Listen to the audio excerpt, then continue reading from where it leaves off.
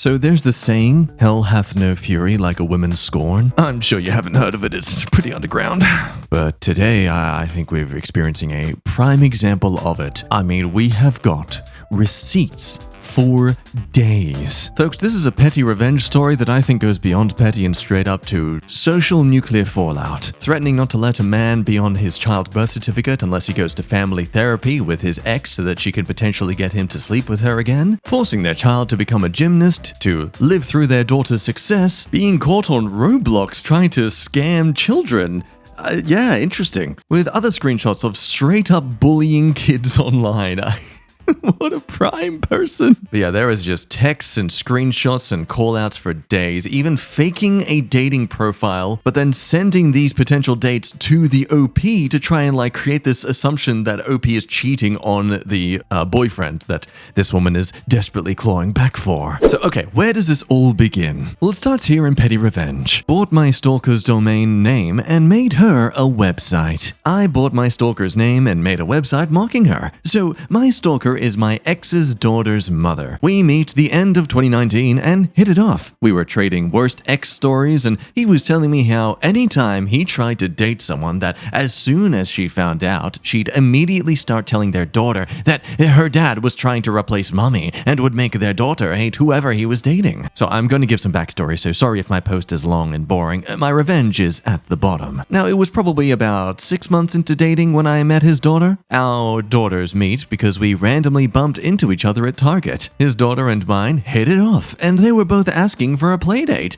We'd agreed that in front of his daughter, we'd always just come across as friends, so maybe she'd get to know me really well before her mom tried to ruin it. He had joint custody with mom, but was only legally allowed 2 days a week because unemployed baby mama claimed his job as a corporate pilot gave him an unstable work schedule, which wasn't accurate. When he's bent over backwards for her, she'd give him more days, but anytime he put up boundaries, she forced him to obey the court order. Well, as you can imagine, when baby mama found out he and I had been together for 2 years without her knowing, she flipped her lid. She started deep stalking me, trying to find anything on me she could. It was 2021 at this point. His daughter was having her first birthday after COVID restrictions were a lot less strict and wanted to invite my daughter. When we showed up, I met mom. She was very polite to me in person. About 2 weeks after the party, she called me one morning. Even though I'd never given her my number, she was trying to fish for information by giving me weird backhanded compliments, telling me things like her ex said he liked me, but I wasn't relationship material, so she was just wondering what we were exactly, saying that he was such a great guy and I had a hard childhood, so he must feel sorry for me, implying a child I was caring for was our secret love baby. I'd already heard for 2 years about how she was, so I didn't even act offended. I took on the attitude of, well, that's weird, in a somewhat condescending tone as I responded,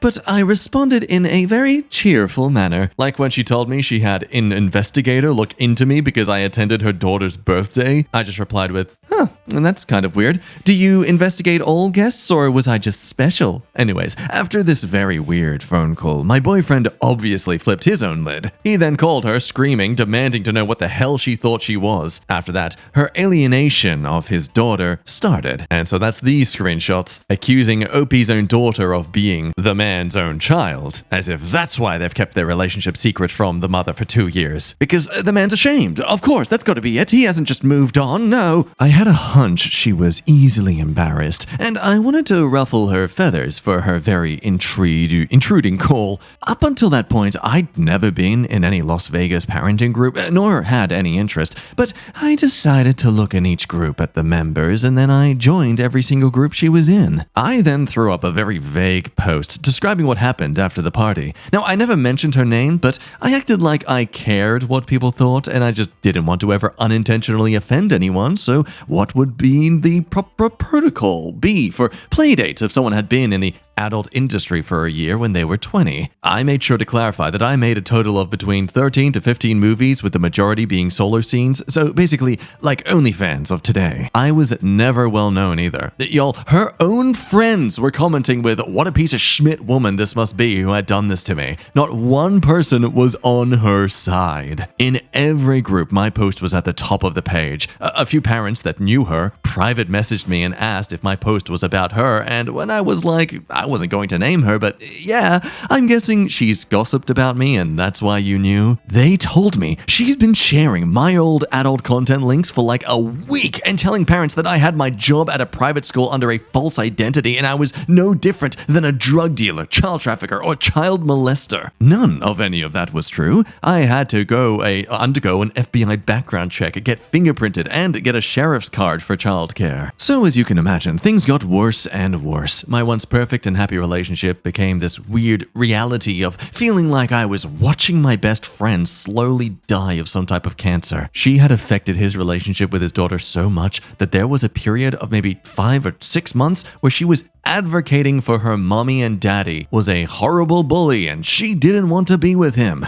It broke his heart. He stopped wanting to go out and have fun like we had been. For 3 more years, we tried to get back to the happy and carefree existence, but she had mentally screwed him so much, I think he had a fear of her starting another smear campaign against him if she saw that he was happy again. We went from talking every day, all day long when we were apart, to maybe a text here or there. She continued to stalk all my social media, made fake dating profiles for me, and sent random men to my work because they thought they'd been talking to me and were going on a coffee date. Now I'm going to trust the only reason there's no evidence of this posted on the Stalker website is because OP couldn't get evidence, but instead I suppose they've decided to just roast the Stalker's Bumble profile instead? With this strange detail, 2 truths and a lie. Never have I ever accused anyone of being gay when they didn't find me attractive. I'm seriously a catch. My dad fully supports me because I refuse to work. Can you guess which is the truth? Well, it turns out it's the first one. Well, actually, no, that's a lie, but let us explain. When Adam refused to get back with me, I decided it's because he was attracted to men and told everyone, because it's obvious that I was never the problem. He was really just gay. So yes, this Monica person is really a stand-up fellow so far. Continuing on. She also signed me up for insurance quotes and other BS. My boyfriend begged me to not react and ignore her, so for 3 years, I tried not to react. Sometimes I'd throw up a post on Nextdoor to pee her off, maybe something like flowers my boyfriend had got me or raving about a great place we had just discovered, but I never really went after her, but this year, I just couldn't do it anymore. The man I love just isn't there and is a shell of his former self. I stayed hoping things could go back to normal or that maybe I could get him to try therapy. I tried to get him to go out with friends again and to spend more time with his family, but he just wouldn't. And you can't help someone who won't help themselves. We ended it, obviously, and I told him I couldn't be friends. So yeah, I bought her domain and made a website and have been posting all the horrible texts she sent him that he'd shared with me. I posted the most ridiculous talking parent messages and added a blog where I wrote about some of the most unhinged stuff she did. I found all the worst pictures of her. I made sure to put a statement on the footer of the website that it was a parody and everything stated was done in my most honest opinion, but that all screenshots and court documents were as if and factual. Every day I send more and more parents the link to the site. If you Google her name, it's the first result that pops up now. I've gone into the screenshot images and changed the file names to her name and even implemented SEO on all posts and photos. I'm waiting for the new Garfield movie to come out the end of this month because I paid for advertising space at the movie theater and her website will be advertised. I have 5 years worth of her crazy behavior and text to prove it, and every day I spend about 10 or 15 minutes adding another snippet to her site. P.S. If you want to see the site, go to my profile. I pinned it there since I'm going to bed now. Enjoy! And any phone numbers you see that aren't blocked out haven't been her number for a long time, so that's why I didn't even bother blocking them. And yeah, there it is. All rats reserved, as told in my personal and most honest opinion, of course. I mean, I guess that's how you get past all this, because technically she's just sharing what Monica herself has been posting and sending to people. It's not exactly fabrication if it's word for word what someone's been saying. But you know, for all the evidence to that is out there in this website, there's also a lot of opinionated blog posts of sorts that get strangely deranged, if I'm honest. So this was the first blog post on this website, and this is meant to be a parody point of view of the creepy stalker. Firstly, ew, I knew that bitch was classy. Finding out my child's father had intimate encounters with prostitutes. I can't believe it. Not just once, but multiple times. Finding out there's video. The text messages are almost too much to take. One of them was 22 and also a poon star, and she stayed at his house. I'm so upset. I really can't comprehend what he was thinking. Why would he want to frick the poo-woos and prostitutes when he could be with me? I'm a serious catch. If he's never going to be with me, then the least I can do is destroy any relationship, especially ones that seem great. And then maybe those stupid bitches will be so upset they'll help me do the same. Hoes over bros. When our daughter finds out, I'm sure she'll never look at her father the same way. Thank God he didn't get poon stars pregnant. Maybe I'll get lucky and she'll hate him enough to give me all the evidence of his unbecoming behavior. Like, okay, you have a lot of evidence of this person being an absolute piece of schmidt towards you, in my opinion. But let's be real. What is all this? This is your role playing as the person who was an a-hole to you. All it does is make us a bit suspicious about all this other stuff you've been sharing, as if, you know, just how much of this is this person actually being an a-hole themselves versus you overinflating the severity of it because you already hate this person with so much passion. Because here's the thing, every time you come across a deranged post by the OP, there's also these valid things to get angry about, such as the fact where this mother actually accused the father of molesting their own daughter. No proof, no evidence, just telling people it likely happened, role-playing as the mother in this post. It's actually a super funny story. Anyways, I wanted to scare him or maybe threaten him. I'm not sure what I was really thinking. And I called his sister, like his sister, and told her all about how I thought Adam was molesting a baby. I don't know why I thought she liked me, but whatever. I then told Adam I sent an appointment up for the baby the next day. I wanted him to be scared that they find proof of something so I could hold it over his head. And because he obviously didn't molest Ava, he was like, cool, what time? I'll be there. I told him, and then I dropped our daughter off with him alone because, you know, like I said, I thought he'd been molesting her, and then, funny story, I didn't show up to the doctor's appointment, and of course, they found nothing. And when she asked Adam why they were there, and he wrote it down on a piece of paper, she read it and looked at him and rolled her eyes. Everyone just loves me because I'm so great, quirky, and adorable. But yeah, Ava baby, did you know I tried to make false allegations to have you taken away from your dad? Sorry I'm such a psycho baby. Mommy needs to get on meds. In my honest opinion, that is. Again, I want to say too, though I'm making a whole video about all this, I am just reading what is on the internet, just looking at the messages and reading the posts. You can make your own opinion of this or what you will. So now look, this all does seem extremely exhausting for the father to have gone through. It did leave many to question. Okay, why didn't your now ex-boyfriend just go after her for parental alienation and utilize a lawyer? Like, what was happening was not in the realm of normal behavior. But see, apparently it's because he spent 2 years in court to just add his name to his daughter's birth certificate and asked for 50-50 custody, but lost on that because of being a pilot, and Vegas doesn't recognize parental alienation as it's hard to prove. Most courts don't even recognize it. Yeah, that's something I really wish all the men's rights activists would actually focus on instead of the stupid idea of that, like, well, some women fake their allegations. Like, trust me, bro, that is not an issue in your life compared to something like this. This is far more of a threat to men's happiness and safety than it is of a woman accusing you of doing something to her and lying about it. Women know how they get treated when they make those sort of things. Only the most insane would actually be willingly lying about it. And what's worse to hear, apparently all that she's posted so far over the last month alone isn't the end of it. There is more yet to come. But yeah, man, either way. Just another lesson into why it's good not to be an a-hole to people just because you're upset with them in some way or form, especially when you are currently being the most deranged one amongst everyone else, in my opinion. I mean, seriously, going on Roblox with your daughter and bullying people together? I reported your awful outfit. Oh yeah, that's right, I reported you! Same. You are a clown. Oh look, you're even teaching your daughter to also be a bully online. That's cute. Your outfit is awful. You're awful. At least I'm not as ugly as you!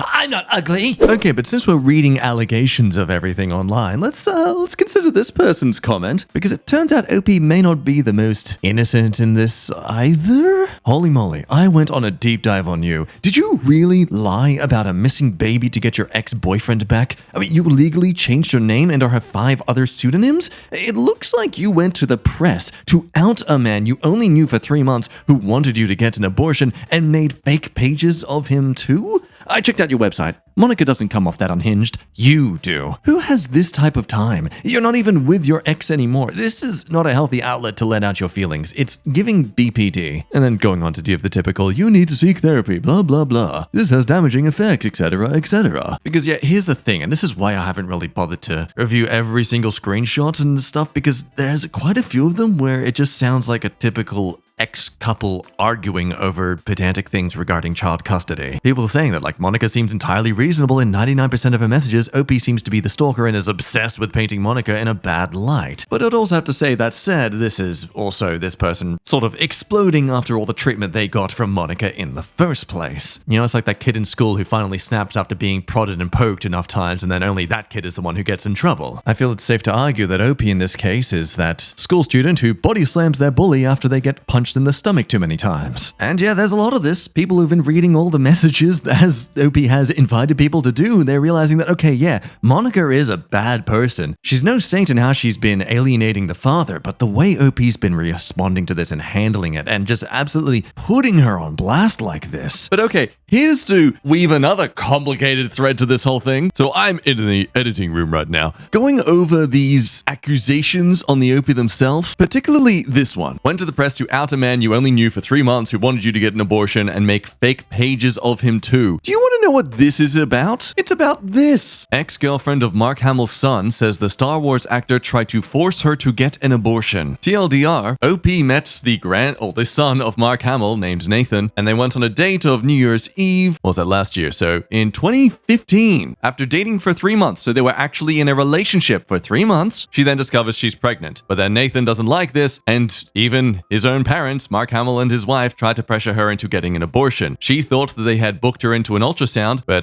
turns out it was actually to get an abortion instead, with Nathan, the father of this child, threatening OP that in a text message, if you keep it, we won't hang out anymore. I mean, how mature of a 30-year-old, eh? So okay, they thought that OP was trying to be a gold digger because she got pregnant after dating someone for 3 months. I mean, she even took 2 pills to end the pregnancy, but apparently they didn't work. So she left back to America because this was all in the UK at the time, just feeling overall really hurt that nobody was really asking her what she wanted with the child and how to organize things. They all just assumed she was trying to grab some money. And so this is where the accusation of that bit comes from. Oh, she's putting someone on blast because she was equally irresponsible and now is trying to force them to pay for their own mistake. Now, this had all been circulating since 2016. It's a bit of a tarnishing reputation on Mr. Hamill, isn't it? Hell, even this post from 2 days ago, the top comment is someone immediately spamming all the evidence that, Mark Hamill has a grandchild he's never met, and trying to force his large adult son's ex-girlfriend to abort the child. And this calls OP themselves to actually comment. Actually, he's seen her many times. She sees her dad every other month or so. Because, folks, turns out that things happen over the span of many years, such as reparations. I guess better late than never, but on,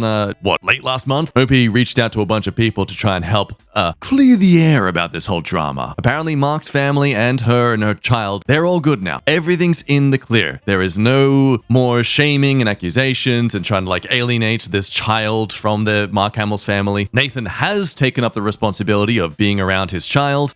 Everything's fixed there. That's no longer some cringy, creepy, obsessive behavior that original comment was trying to stack up against OP. So with that said, let's continue on. I swear to God, I feel like I'm turning into a drama channel with this story alone.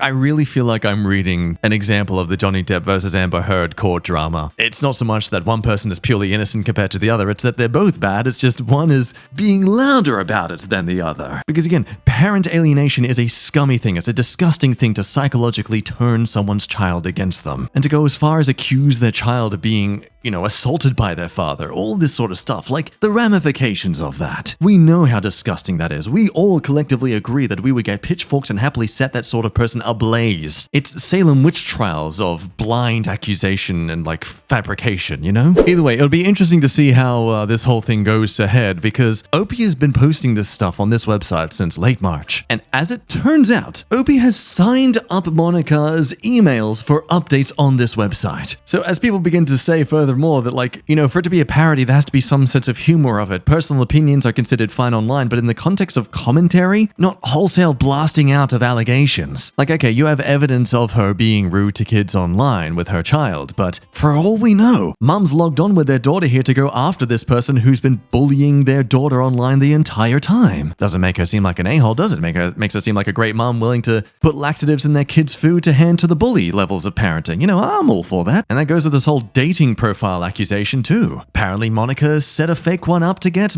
Megan dealing with strangers. This is just an accusation. There's no evidence of this. And then blasting her dating profile to be mocked at and stuff through the internet. It's ugh. But yeah, it just leaves us to ponder, who do you think is more in the wrong for doing this? Is this real petty revenge, or is this kind of insanity? I mean, it's hard to say this is her trying to get revenge on behalf of her ex-partner, because apparently he is literally furious about it, and is clearly upset that she'd share all this publicly. Anyway, though, I leave this up to you to decide. Again, there's the consideration that Monica was apparently risking OP's employment by having random men show up for 3 years. So, you know, if you want to try and tarnish someone else's life, expect them to try and tarnish yours back, I suppose. But enough of these potential false accusation stories. Let's move over to actual false accusation stories. My stepmother never let up with her false accusations and rants. I eventually got my petty revenge. I could easily be the a-hole. Now, this is stepmother number 3. Never let up. So this happened a long time ago, before the internet was so dang popular. I'm 43 female now, but was 18 when this story began. My dad has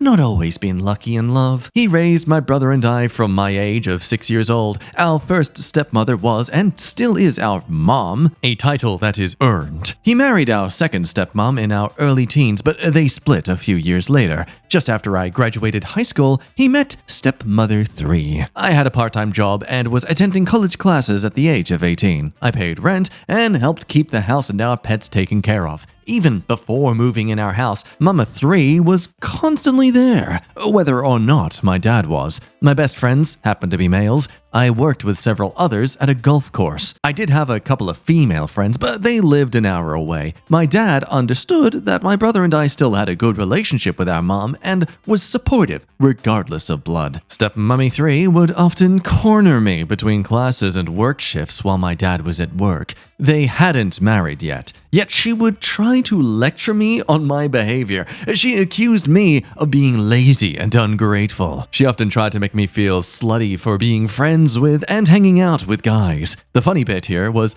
that at 18, I had never gone on a date or slept with anyone. I paid $250 a month for rent, which I know isn't much, but I also kept the house clean and did everybody's laundry. I had 5 college classes that I paid for and worked 30 hours a week. I very rarely went out socially. When she began to accuse me of helping my dad to hide other dating habits or girlfriends, I knew beyond doubt this chick was nuts. Stepmommy 3 claimed that of course I knew about his relationships and calls to other women. After all, being his daughter and living under the same roof, how could I not know? I tried to explain how bonkers that was, but she kept on. I warned my dad, but his rose-colored glasses prevented him from seeing the truth. Well, after dating a few months, they got married. Her son, my brother, and I all got along really well. Her son eventually even moved in with my male bestie. I was trying to save money, which is why I remained in their house. Now, eventually, my car died, forcing me to quit school. Until I got another car, my bestie or his dad would get me to work,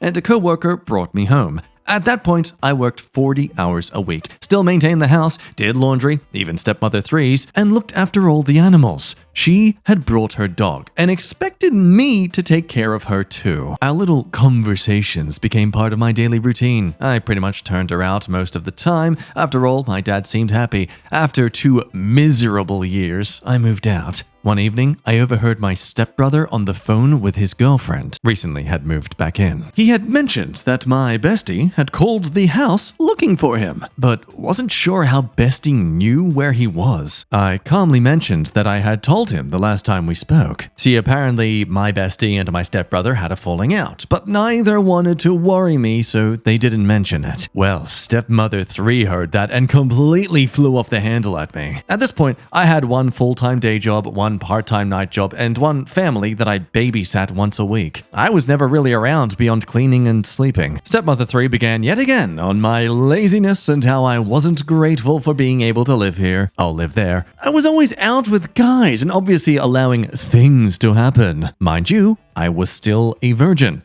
My late nights made them look bad. I needed to mind my own business and stop putting my nose where it doesn't belong. I mean, my stepbrother tried to tell her that I had no idea that he and my bestie had a falling out. He tried to explain that they had agreed not to involve me, so I had no idea that he didn't want my bestie to know he was there. But Stepmother 3 refused to hear it. Usually, her rants took place when nobody was around. I hadn't been home a lot and avoided her whenever possible, so this was the first time my dad and stepbrother witnessed anything. I am generally easygoing and patient, but that night was my last. As I stood up glaring at her, waiting for a moment to speak, I felt hands hold my shoulders and slowly go to the fists I didn't realize were clenched. My stepbrother placed himself between us, faced me, and told me to breathe. At that moment, I looked at my dad and told him I loved him before apologizing. Then, holding my stepbrother's hand for support, I told her plainly that I would be moving out that night. I moved in with my bestie, with my stepbrother helping to explain why. A few months later, their marriage began to fall apart.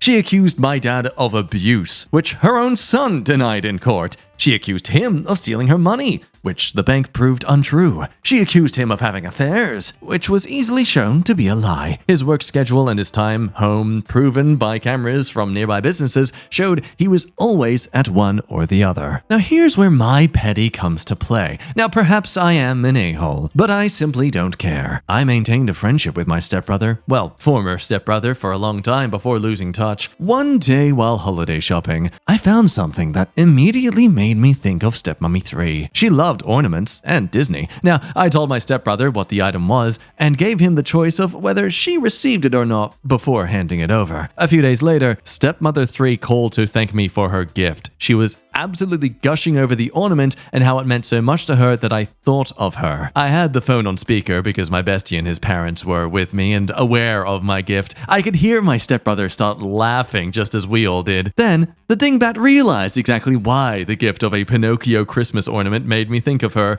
A little too late, she backpedaled, saying she knew exactly what the joke was and how cruel it was. I know that was a long read, and apologize for that. The details did kind of matter though. My bestie and I still laugh about that ornament. It has become a favorite story to tell 22 years later. Honestly, I'm surprised it was a Pinocchio and not like an evil stepmother sort of thing, but you know what? I think the Pinocchio is actually far more creative. So, props to the OP for that one. But with that final quick story, friends, I think we'll end things there. Thank you as always for watching. Love your face, and we'll see you for the next one. Bye-bye.